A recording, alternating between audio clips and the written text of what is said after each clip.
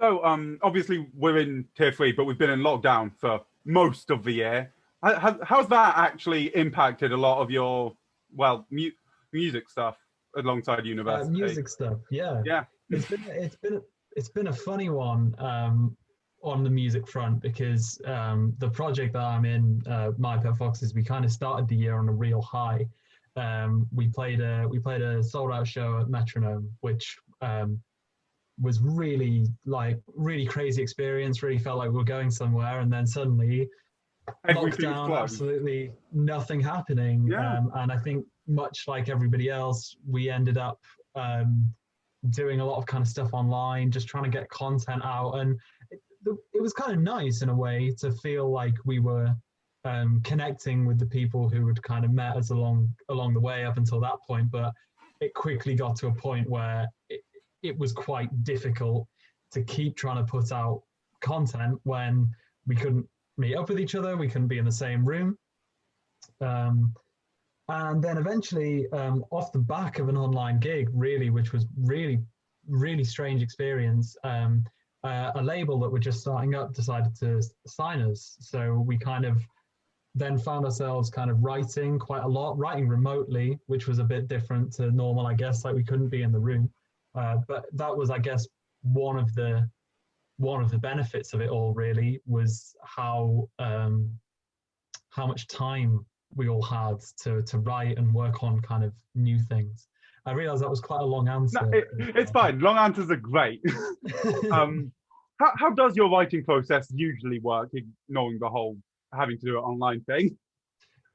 So I think a lot of the time that we've written things in the past, there's been somebody who has kind of come into a rehearsal setting or something like that with an idea, and we kind of like bounce things off each other quite a bit. We like to work in the room. We've always had a massive focus on how things are going to sound live. Like the people who have kind of come along with us on this journey with our band have tended to discover us at live shows. So we really want to make sure that anything that we're making is really geared towards that live experience and to make sure it sounds good in a room with people actually like playing it. So yeah, I mean, and then obviously you can see where the problems. Yeah, well, if it's geared towards live shows and there's not many live shows going on, exactly, bit of an issue. And that's the thing. And quite often when we've had songs, certainly the last kind of few, because we've been gigging quite regularly, quite often the songs might have even been played at a show before we went in to record them. And you get that real kind of like, it's almost like test driving, I suppose. You know, we get the material, we go, we play it live, we see if there's any sort of reaction to it. And that can sometimes influence where you take it, whether you make changes, whether you just go in and go, that went down great, we're just going to go in and record that and release it as it is. So we lost that kind of like instant feedback that you get from a crowd. And also I think a little bit of the motivation went for a little while for us, because when we write music that sounds, that's geared towards being played in a live setting and there aren't any gigs to play the music in, it kind of takes a bit of the energy out of you when you're writing something and you're like, oh, I imagine this would sound great live, but then you realize you can't do it live. Yeah, exactly. I feel like you'd get less like interaction. I feel if you've got a crowd of people at a live show, it's a bit different to having people's comments on a YouTube video, for example. It's a very different response. 100%, yeah. I mean, like you can see people's reactions to things when like literal physical reactions, because that's the thing. Like anyone sat behind a computer screen can sit there typing and say that's great, and like positive comments are lovely, and but it is that thing of like literally seeing how a crowd responds to it, because that's where you want to be really, is playing the music in front of crowds. And I think there are certain things that maybe when somebody listens to on their own through headphones, I mean, I'm sure that you've maybe had it before if you've been to kind of live events where you might have heard a band play a song and then you go and listen to the recording, and where near as good, and then you go back and you listen to it again because you have that memory of the live experience of something. I think it just adds a different layer of kind of connection to the music for people who listen to it. That does make a lot of sense. how did My Pet Fauxes actually start? Like, did you meet you? Is it through university? Is it how do you get here? It's a bit of a long process, really. I mean, I was playing in a band before with which is called One Giant Causeway. I came in as a guitarist to replace a different guitarist.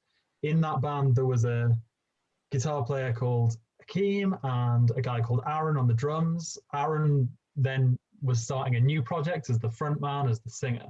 And that was kind of where my involvement came in. So Aaron and Akeem start this new project, and they were like, "Oh, we want another guitarist for that."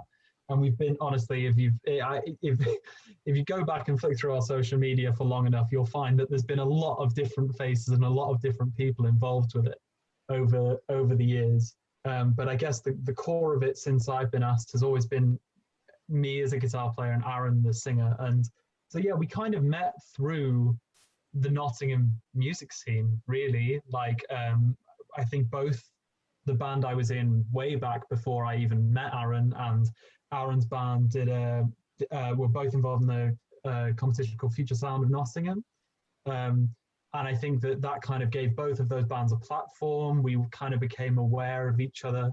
But yeah, so it's kind of nice in a way. I mean, I know a lot of people meet through schools, through universities, whatever, through chance meetings, but like actually to have met these people through the music scene, I think that was kind of what the idea of it was kind of a group of people who had been in projects before but wanted something that we could take a little bit more seriously and maybe take a little bit further than the projects that we were in previously. And I think we've kind of achieved that already, but obviously we're still going now, so who knows. Going quite strong as well. Twisted it's got well over, last time it had 50,000 views in February. That's probably gone up way more since then. Yeah. I mean, that track in particular was kind of like it just sort of, all of that was through Spotify, really. It was through popping up on playlists, and we would come back and check it and be like, oh, 10,000 people have listened to it on Discover Weekly in like 2 weeks or something. And it's just really weird. I mean, I think that the way that kind of the internet can really blow up songs is bizarre. Like, I mean, I think it's even stranger now that you see kind of like the way that music interacts on something like TikTok. I don't know whether you're a TikTok user yourself. As I said, I think in this day and age you can't not use TikTok. Yeah, exactly. And it's kind of this thing where certain people have had songs that have ended up on TikTok trends that have then gone on to do like millions of streaming numbers. And the way that the internet works, you know, it just puts it in front of people for you sometimes. Like, you can spend all this time working to promote music, and then social media just takes it. And then you just get like one chance thing where someone finds it on TikTok and it blows up, and it's just everywhere. Yeah, it's kind of weird. So yeah, that song in particular was very odd. And funnily enough, that was actually released kind of as I was joining the band. So as I was kind of like first coming into rehearsals and recording sessions, they just released that song. So that was kind of my first experience of it. I wasn't even on that recording myself, and I kind of come in and it's like, oh wow, we've got this track that's really kind of blowing up. And we sort of I think in those kind of early stages just sort of like rode a little bit off the hype around that song as much as we could, really. And we were just like, hey, look everyone, we've got this song that's doing really well, maybe you should all listen to some of the rest of it as well. But yeah, what would you say your favorite song that you've been on with the project is so far? There was a song that we released 2019, I think, towards the end, called Isn't It Fun? And I mean, as I said, I joined this band when they already had some music out. That one I had a lot more involvement in than the ones that I'd been worked on previously. And we sort of brought in some different influences. We were listening to a lot of like house music and old disco music and stuff like that at the time. And I think it was just kind of like, honestly, it felt like a bit of a one-off, because we kind of wrote it. It started as a collection of guitar riffs and bass lines and stuff. And just came together in this kind of thing. And it's a 2 minutes 30 track that just has like the same beat pretty much all the way through it, pretty much the same chord progression, but there's just something about it that, you know, when we play it live and when we listen to it back, I think we, you know, we layered so much onto that track, and we kind of found a little bit of gold, certainly from our own like perspective, just in terms of how much we all enjoyed like making the track. And also we'd just been through a lineup change, and I think behind the scenes at that point, we'd spent a long time getting to the point where we found a song that we were happy to release. Like, we'd had a few members come in and some things change around, and we had, you know, multiple sort of like ideas, song ideas that we put out, and we're like, oh, I don't know if that's quite right, don't know if that's quite right. And I think it was just like finding this song where we're like, oh yeah, no, this is good. And it being, you know, in our opinion, as good as it was just a bit of a relief. It just struck like the right note within you. Like, yeah, you all just collectively heard it and were just like, this is the one. Yeah, exactly. And I think, as I say, it was just that thing of like, not only did it really feel like it struck that note, as you say, but we'd had months and months of like writer's block and writing ideas that weren't quite right. So it was almost a relief to get that song and be like, oh, okay, we can still, you know, we can still write music. We've not completely lost our touch from the early stuff. Yeah, that is one of the best feelings, when you've been working on something and you can't quite finish it, and then you finally do it and you're like, yes, it's just the best feeling, isn't it? Yeah, it's getting beyond those blocks. And I think that's probably, you know, I mean, if for anybody else, they just saw we released a song after a collection of months and they might have enjoyed it or whatever. But for us, it was that kind of thing of that behind the scenes struggle to actually get to something we were happy with. So yeah, definitely that one for me, isn't it fun? For you personally, what is like one album you would have said changed your life? Is there one? That's a really good question. I mean, I think the one that immediately springs to mind for me is a band called Two Door Cinema Club, and they released an album called Tourist History. It was their first sort of,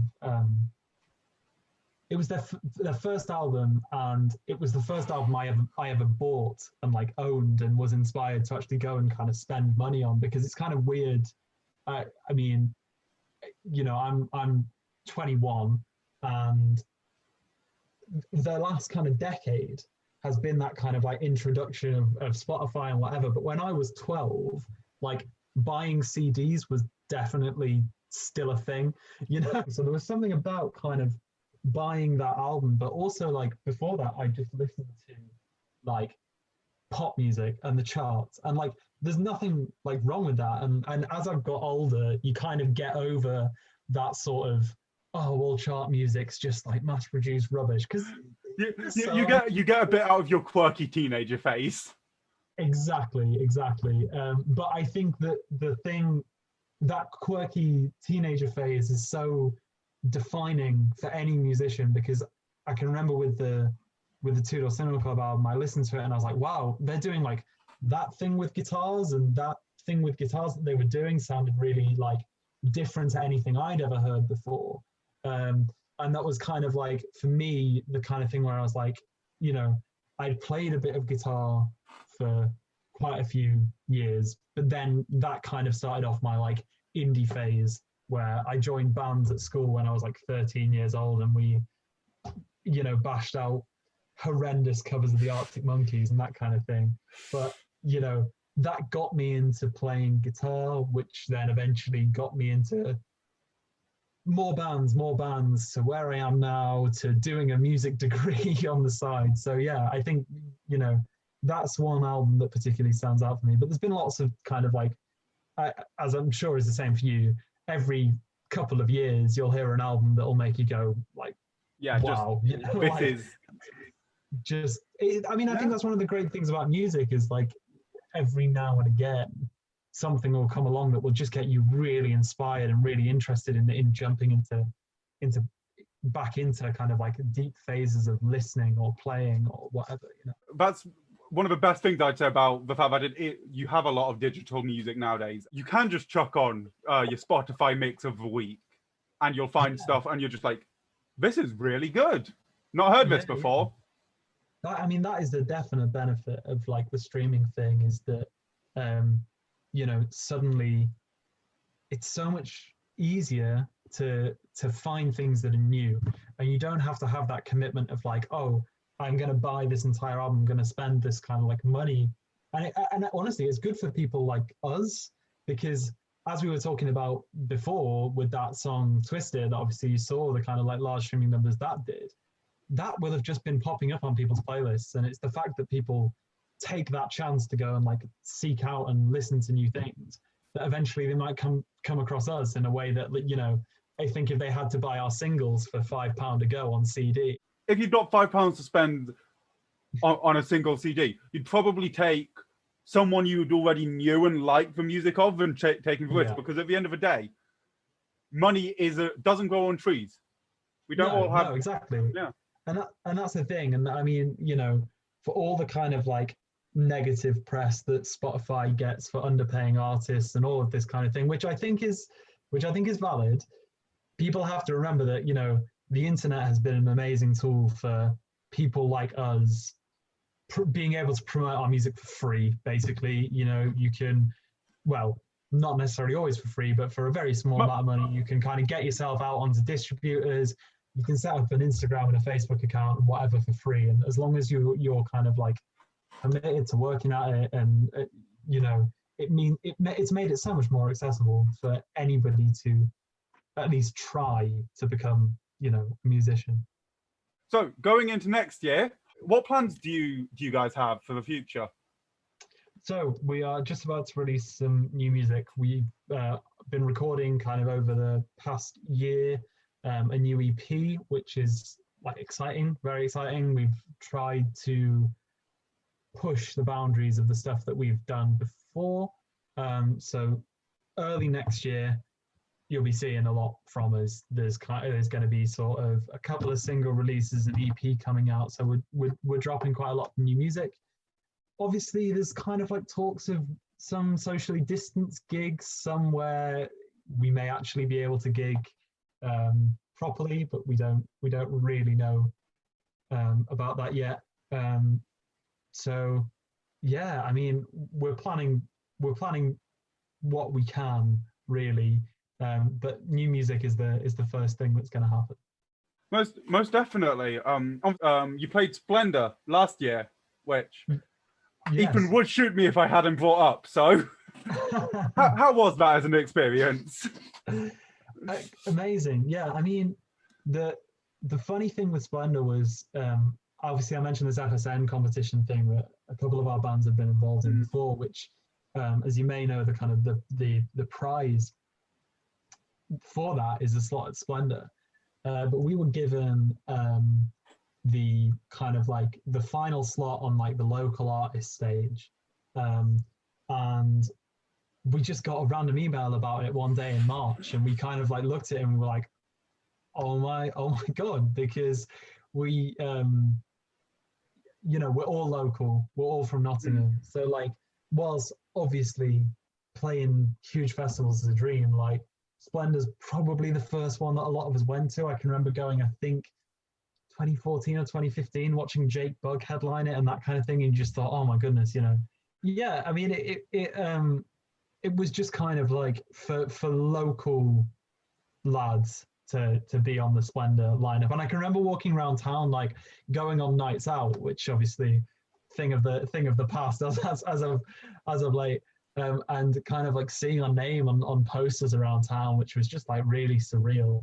And we spent the whole day at the festival kind of like on the main path, just giving out like flyers with the time on, holding up a big sign with the time on. And we had one of our friends in a full fox costume.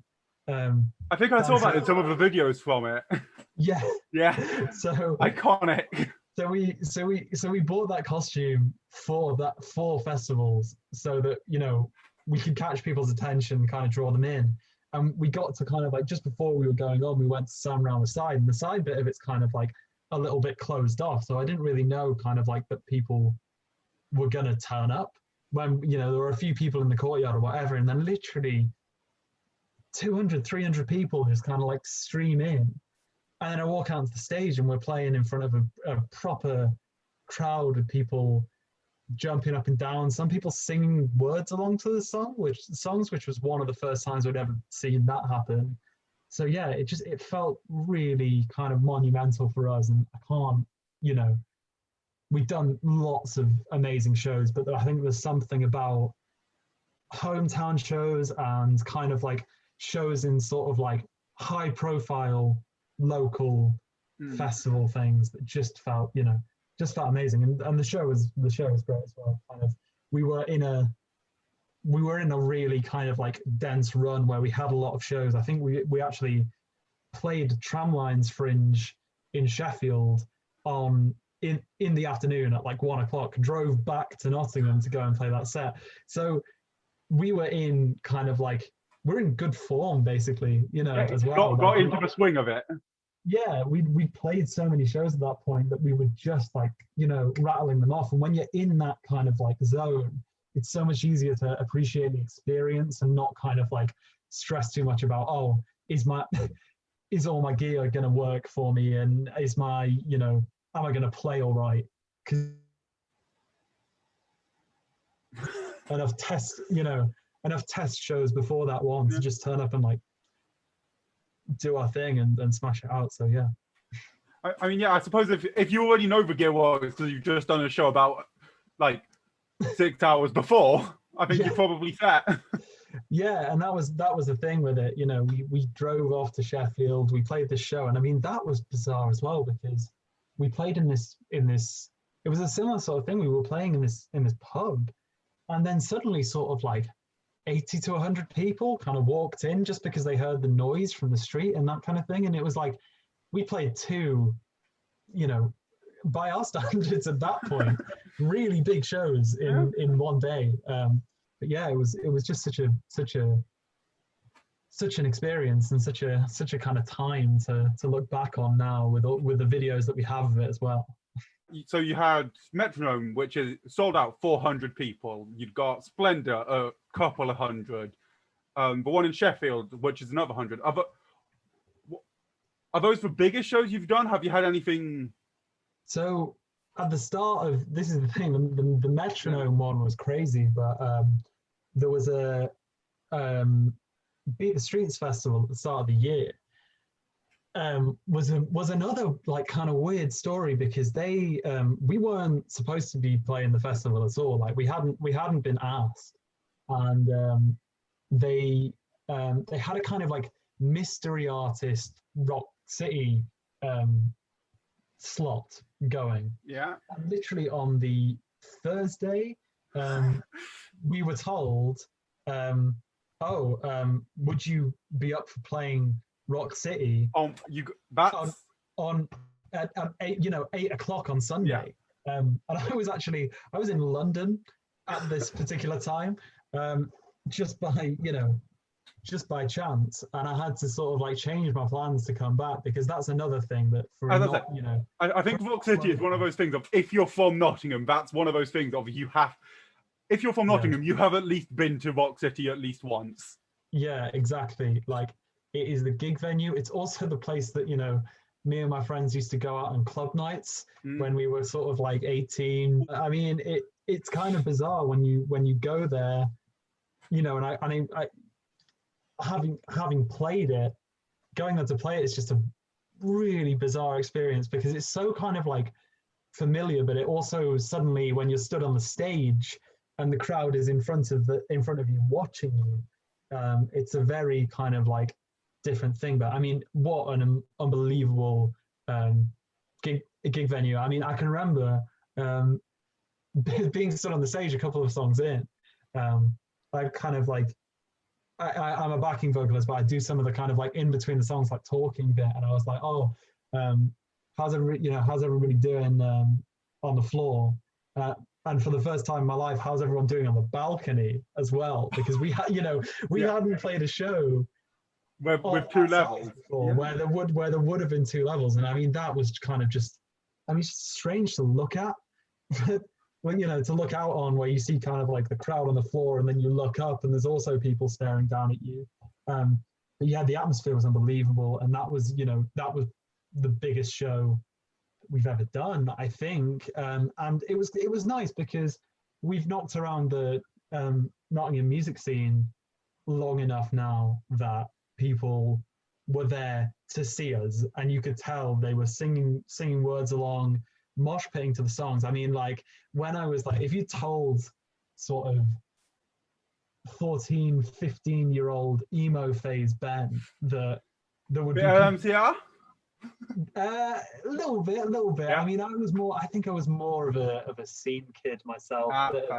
Bit of Neck Deep and Blink 182, that kind of thing.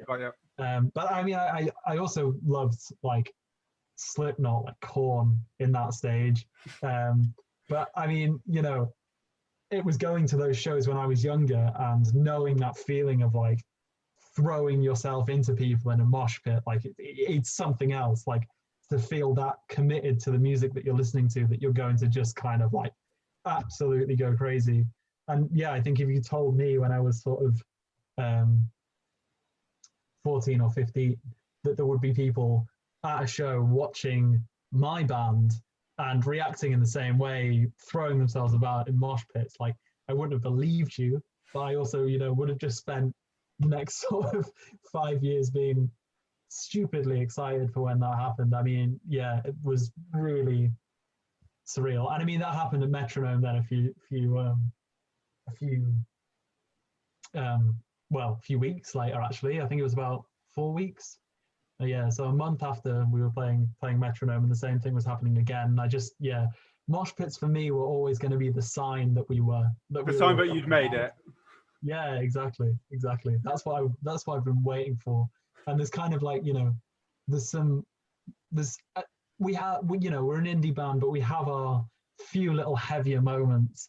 And I've always just been kind of waiting for the moment where I could see the kind of the pit collapse in on itself right at the moment. And yeah, to see that, blown away, speechless after those shows.